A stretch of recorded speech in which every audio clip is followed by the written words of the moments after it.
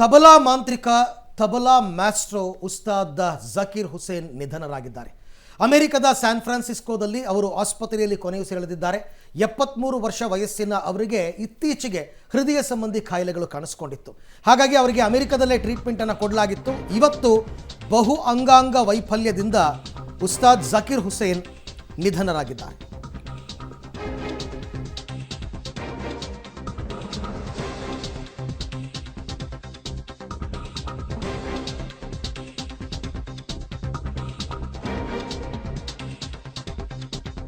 ತಬಲಾ ಮಾಂತ್ರಿಕ ಜಕೀರ್ ಹುಸೇನ್ 73 ವರ್ಷವಾಗಿತ್ತು, ಅವರಿಗೆ ನಿಧನರಾಗಿದ್ದಾರೆ.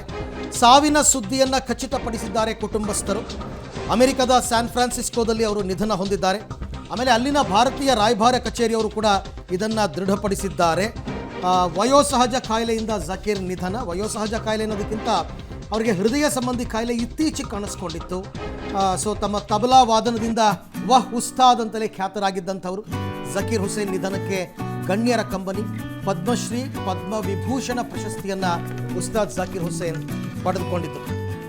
ಒಂದು ರೀತಿಯಲ್ಲಿ ತಬಲಾ ಅಂತಕ್ಕಂಥ ನಮ್ಮ ರಾಷ್ಟ್ರೀಯ ಇನ್ಸ್ಟ್ರೂಮೆಂಟನ್ನು ವಿಶ್ವದಾದ್ಯಂತ ಪಸರಿಸಿದವರೇ ಅವರು. ಹೆಚ್ಚು ಕಡಿಮೆ 40-50 ದೇಶದಲ್ಲಿ ತಬಲಾ ವಾದನವನ್ನು ನುಡಿಸಿದ್ದಾರೆ.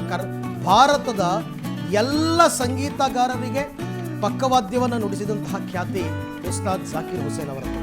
ಪಂಡಿತ್ ಭೀಮ್ಸೇನ್ ಜೋಶಿ ಅವರಿಂದ ಹಿಡಿದು MS ಸುಬ್ಬಲಕ್ಷ್ಮಿ ಅವರಿಂದ ಹಿಡಿದು ಪ್ರತಿಯೊಬ್ಬರು, ಅದು ಕರ್ನಾಟಕ ಶಾಸ್ತ್ರೀಯ ಸಂಗೀತ ಆಗಿರಬಹುದು ಅಥವಾ ಹಿಂದೂಸ್ತಾನಿ ಶಾಸ್ತ್ರೀಯ ಸಂಗೀತ ಆಗಿರಬಹುದು, ತಮ್ಮ ತಬಲಾದಿಂದಲೇ ಖ್ಯಾತರಾದಂಥವರು. ಜಕೀರ್ ಹುಸೇನ್ ಅವ್ರ ಜೊತೆಯಲ್ಲಿ ಇರ್ತಕ್ಕಂಥ ಜುಗಲ್ಬಂದಿ ಅಂತಂದ್ರೆ ಜನ ಸಾಕಷ್ಟು ಸಂಖ್ಯೆಯಲ್ಲಿ ಸೇರ್ತಾ ಇದ್ರು.